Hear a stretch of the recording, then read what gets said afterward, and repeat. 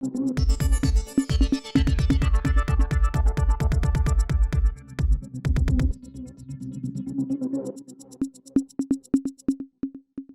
ஜனதா கட்சி இவர் குறிப்பாக ஆளுநர் தொடர்ந்து 2 ஆண்டு அவர் நியமனம் செய்யப்பட்ட காலகட்டத்திலிருந்து ஒரு கட்சியின் பிரதிநிதியாகத்தான் பெரும்பாலுமாக அவர் செயல்பட்டுக் கொண்டிருந்தார். காரணம் என்ன, மத்தியில் ஆளும் கட்சியினுடைய அவர்களுடைய ஒரு விருப்பு, அதோடு மட்டுமல்ல அவர்களுடைய ஒரு எண்ணம், இவற்றின் பிரதிநிதியாகத்தான் ஒரு மத்திய அரசின் பிரதிநிதியாகவோ ஒரு கான்ஸ்டிடியூஷனல் அரசியல் சாசன பதவி வகிக்கின்ற நபராகவோ அவர் பெருமளவுக்கு நடந்து கொள்ளவே இல்லை. அதை நான் தைரியமாக பதிவு செய்ய விரும்புகின்றேன். காரணம் என்னவென்றால் இவர் தமிழக அரசியல் இருக்கின்ற சூழலுக்கு ஏற்றவாறு அதற்கு எதிர்வினை செயலாக அரசுக்கும் தமிழக தேர்ந்தெடுக்கப்பட்ட ஒரு அரசுக்கும் மக்களுக்குமான ஒரு பெருவாரியான மக்களின் நிலைப்பாட்டிற்கு எதிரான கருத்துக்களை தொடர்ந்து இவர் அதை பற்றி மக்களின் மனம், அதோடு அரசாங்கத்தை நாம் செயல்பட விடாமல் முடக்குவது, அது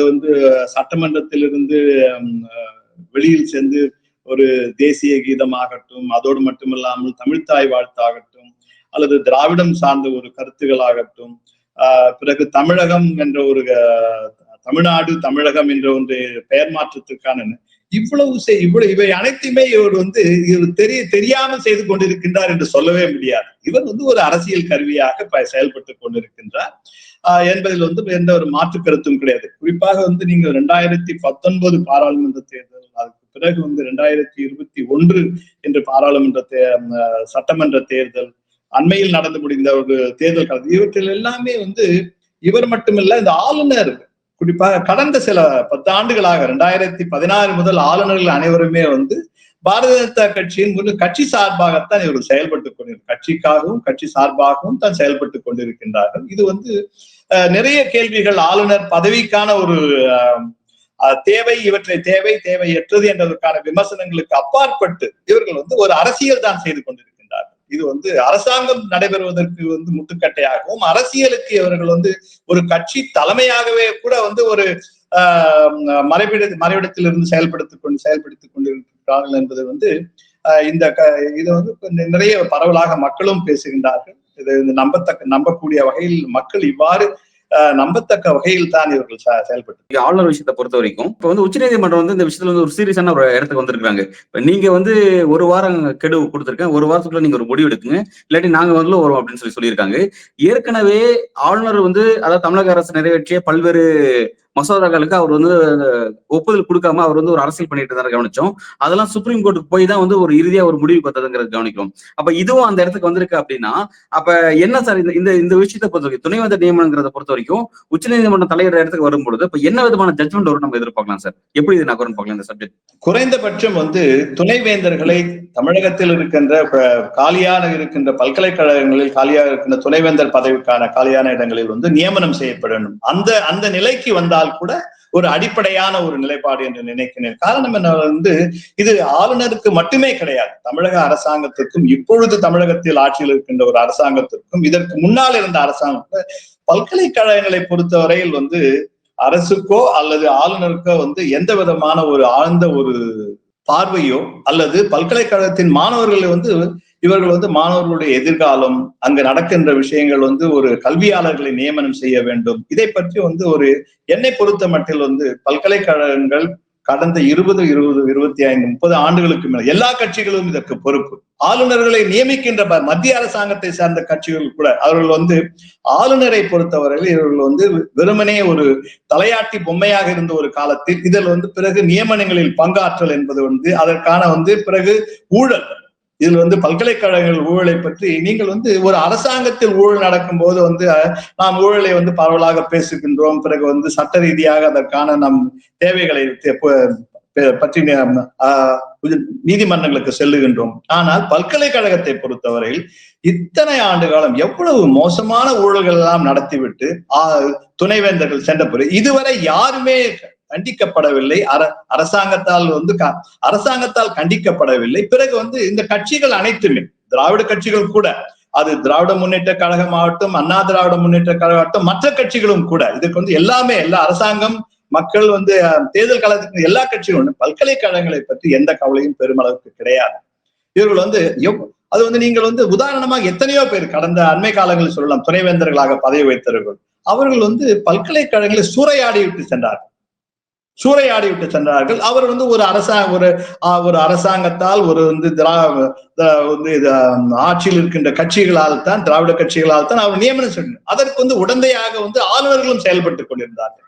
இப்பொழுது என்ன பிரச்சனை என்றால், இப்பொழுது வந்து ஒரு திமுக திராவிட முன்னேற்ற கழகம், பிறகு அதற்கு எதிர்கட்சியாகின்ற பாரதிய ஜனதா கட்சியும் இப்ப இவர்களுக்கு ஒரு உடன்படிக்கை ஏற்படுத்திக் கொள்ள முடியவில்லை. அதனால் வந்து முன்பு இந்த உடன்படிக்கையால் வந்து பல்கலைக்கழகங்கள் பாழாயின, இப்போது உடன்படிக்கை இல்லாததால் பாழாகி கொண்டிருக்கின்றன. இதுல வந்து பல்கலைக்கழகங்கள் பாழாகி கொண்டுதான் இருக்கின்றது. இதில் இருக்கின்ற ஒரு ஆச்சரியத்தை பாருங்கள். இவர்களுக்குள் உடன்படிக்கை இருந்த பொழுது பல்கலைக்கழகங்கள் சீரழிக்கப்பட்டது, உடன்படிக்கை ஏற்படாத பொழுது சீரழிந்து கொண்டிருக்கின்றது. இதை வந்து உச்ச நீதிமன்றம் வந்து இங்கு பல்கலைக்கழகங்கள் நியமனங்களில் நடக்கின்ற ஊழல், பிறகு வந்து ஆசிரியர் நியமனங்களில் நடக்கின்ற ஊழல்கள், பிறகு வந்து நீங்கள் வந்து இதை பற்றியெல்லாம் யாருமே வந்து எந்த விதமான ஒரு தீர்வுக்காக பேசவில்லை. இதை இங்க இவ்வளவு குறிப்பாக நீங்கள் வந்து உதாரணத்துக்கு எடுத்துக்கொண்டால் வந்து ஓய்வு பெற்ற ஆசிரியர்கள், இது வந்து நான் ஓய்வு பெற்ற ஆசிரியர் என்பதுதான் நான் சொல்லவில்லை. இங்கு ஓய்வு பெற்ற ஆசிரியர் 3 ஆண்டுகளுக்கு மேலாக அவர்களுடைய வைப்பு நிதியோ ஓய்வு பெறுவதற்கான ஒரு தொகை, இதை கூட வந்து ஒரு செட்டில்மெண்ட் ஒன்றுமே செய்யவில்லை. 3 ஆண்டுகள் 4 ஆண்டுகளுக்காவது ஓய்வூதியம் பெறாமல் ஆசிரியர்கள் இருக்கின்றார்கள். இதை பற்றியெல்லாம் வந்து அரசாங்கம் வந்து நீங்க வந்து வெறும் துணைவேந்தர் நியமனம் என்பதை பற்றி பேசும்போது இந்த விஷயங்கள் வந்து வெளிவருகின்றன. ஆனால் இதை பற்றியெல்லாம் அரசாங்கம் கவனத்தில் கொள்ள வேண்டும். இது வந்து போக்குவரத்து துறையாகட்டும், மருத்துவத்துறையாகட்டும், கல்வித்துறையாகட்டும், எந்த அரசாங்கம், இது திராவிட முன்னேற்ற கழகம் இப்பொழுது ஆட்சியில் இருக்கின்றது. ஆனால் இதற்கு முன்பாக வேறு கட்சிகள் ஆட்சி நின்ற எல்லா கட்சிகளுமே கூட இவர்களுக்கு வந்து பல்கலைக்கழகங்களை பொறுத்தவரையில் வந்து துணைவேந்தர் நியமனம், ஆசிரியர் நியமனம், இவற்றில் எங்களுக்குரிய தொகை கிடைத்தால் போதும் என்று நினைக்கக்கூடிய ஒரு நிலைப்பாடு இருப்பதாலும் இதற்கு ஆளுநர்களும் உடந்தையாக இருந்துதான் சரித்திரம். இப்பொழுது வந்து ஆளுநருக்கும் இது உடன்படிக்கலையா, ஒரு அடிப்படையான ஒரு ஒத்த கருத்து இல்லாததால் அங்கு ஆளுநர் இப்பொழுது இருக்கின்ற ஆளுநர் அவருக்கு என்ன ஒரு அவருடைய நிலைப்பாட்டில் இருந்து, அவருடைய கட்சியின் நிலைப்பாட்டில் இருந்து என்னென்ன நியமனங்கள் செய்ய வேண்டுமோ அதை செய்து கொண்டிருக்கின்றார். அது அண்ணா பல்கலைக்கழகமாட்டும் வேறு பல்கலைக்கழகமாட்டும். ஆனால் இது செய்ய முடியாத ஒரு முட்டுக்கட்டையான ஒரு நிலைப்பாட்டில் இருக்கும்போதுதான் பல்கலைக்கழகத்தில் இருக்கின்ற ஒரு கல்வி தரம், பிறகு வந்து அவர்களுடைய ஆசிரியர்களுடைய பணிக்கிழமை, இன்றைக்கு வந்து ஆசிரியர்கள் வந்து 20% ஆசிரியர்கள் பல்கலைக்கழகத்தில கூட நீங்கள் நான் பெயர் சொல்ல விரும்பவில்லை, பல்கலைக்கழகங்கள் பணிக்கே வருவதில்லை, சம்பளம் பெற்றுக் கொண்டிருக்கின்றார்கள். ஆனால் 3 வருடங்களுக்கு மேலாக வந்து ஓய்வு பெற்றவர்களுக்கு வந்து இது ஓய்வூதியத்துக்கான அடிப்படையான தொகை, அவர்களுக்கான வைப்பு நிதி, இவை அனைத்து எதுவுமே தரப்படவில்லை. இப்பொழுது வந்து நீங்கள் வந்து இதே ஒரு உதாரணமாக எடுத்துக்கொண்டால் வந்து கள்ளச்சாராயம் குடித்து விட்டு வந்து 50 பேரோ 100 பேரோ மடியும் பொழுது ஒருவருக்கு 10 லட்சம் ஒன்று ஈட்டு தொகையாக அரசாங்கம் கொடுத்து ஒரு பப்ளிக் வியூ என்று சொல்லப்படுகின்ற பொதுமக்களின் பார்வைக்காக அவர்களுக்கு வந்து நட்டையீடு கொடுக்கும் பொழுது இங்க 35 ஆண்டுகள் வந்து 40 ஆண்டுகள் ஆசிரியராக பணிபுரிந்து விட்டு எந்த ஒரு தொகையும் ஒரு வைப்பு நிதியும் இல்லாமல் ஓய்வு பெறும் பொழுது இந்த நிலையை நீங்கள் நினைத்து பாருங்கள்.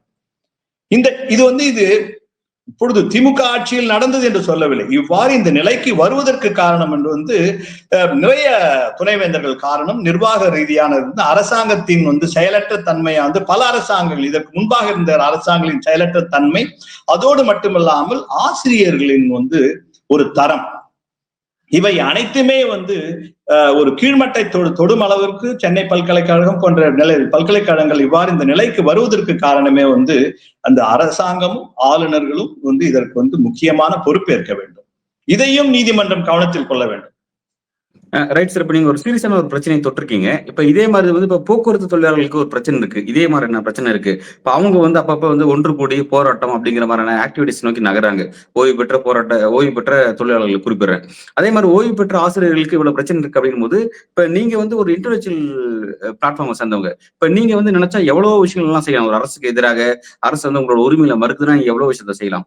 அப்ப நீங்க வந்து ஏன் வந்து இந்த மாதிரி ஆக்டிவிட்டிஸ்ல வந்து ஈடுபட்டு நீங்க இந்த அரசுக்கு ஒரு அழுத்தத்தையோ இல்ல அரசாங்கத்தை ஒரு நெருக்கடியோ, சென்ட்ரல் கவர்மெண்ட் சேர்த்து சொல்றேன், central government and state government பிறகு ஆளுநர் எல்லாத்தையும் சேர்த்து நீங்க ஏன் வந்து ஒரு ஆக்டிவிட்டிஸ் முன்னெடுக்கல சார்? உங்களுக்கான அசோசியேஷன் நாங்க வந்து நான் ஓய்வு பெறுவதற்கு முன்பாக கூட வந்து ஆசிரியர் பணியில் இருக்கும் பொழுது ஓய்வு பெற்ற ஆசிரியர்களுக்காகவும் போக்குவரத்து துறையில் ஓய்வு பெற்றவர்களுக்காகவும் வந்து பத்திரிகையாளர் சந்திப்பு நடத்தி அவர்களுக்கு நீதி கிடைக்க வேண்டும் என்று பேசியவன் இப்பொழுதும் பேசிக் கொண்டிருப்பேன். அதுக்காக நான் தொடர்ந்து பேசிக் கொண்டிருக்கேன். எனக்காக மட்டுமே கிடையாது. என்னை போல ஆயிரக்கணக்கான ஆசிரியர்கள் ஓய்வு பெற்றிருக்கின்றார்கள்.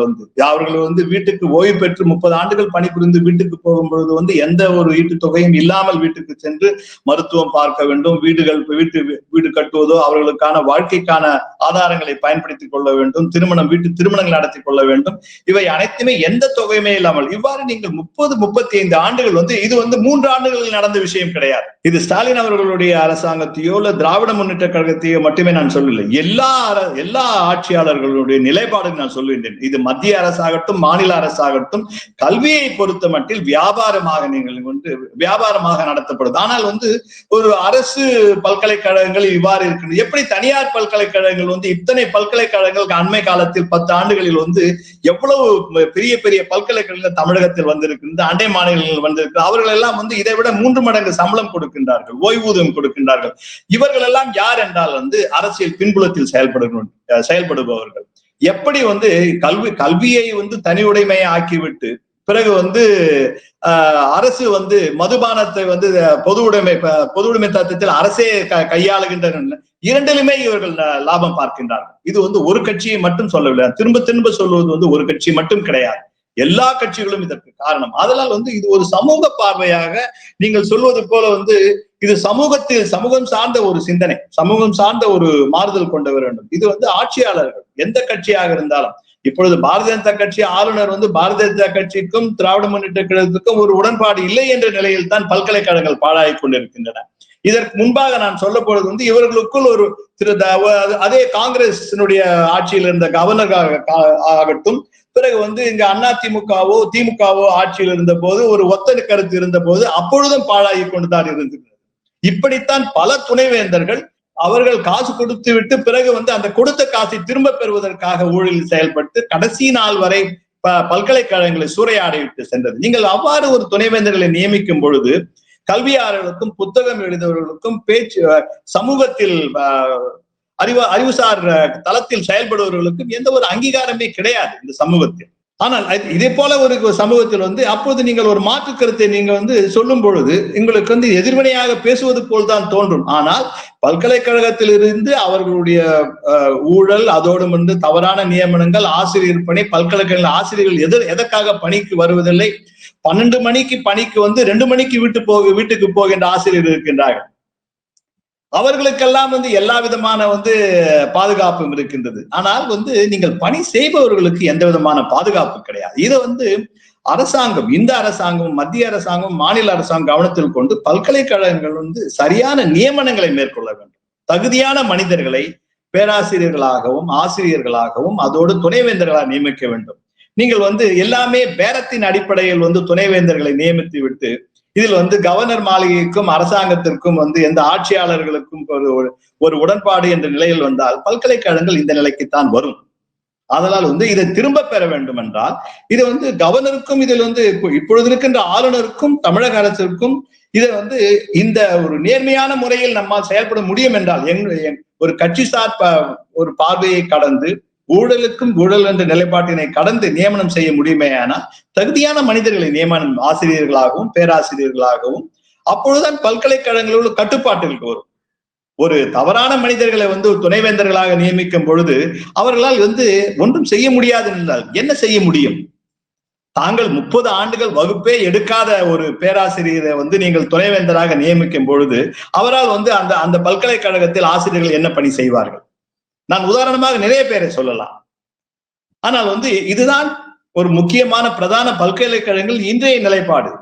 பிறகு நாங்கள் இவர்களை அப்பொழுது அழைத்து அரசு அலுவலர்களை, அரசு மந்திரிகளையோ அல்லது முக்கியமான தலைவர்களை அழைத்து அவர்களுக்கு ஒரு கூட்டத்தில் பேச வைத்து திரும்பி ஏற்பட்டால் பல்கலைக்கழகங்கள் செயல்படுவது என்பது ஒரு உண்மையான நிலைப்பாடு கிடையாது. ஒரு ஆழமான நிலையில் வகுப்புகள் ஒழுங்காக நடைபெற வேண்டும், மாணவர்கள் வகுப்புகளுக்கு வர வேண்டும், ஆசிரியர்கள் பல்கலைக்கழகங்களில் முழு நேரம் பணிபுரிய வேண்டும். துணைவேந்தர்கள் வந்து நிர்வாக ரீதியாகவும் கல்வியாளர்களாகவும் இருக்க வேண்டும்.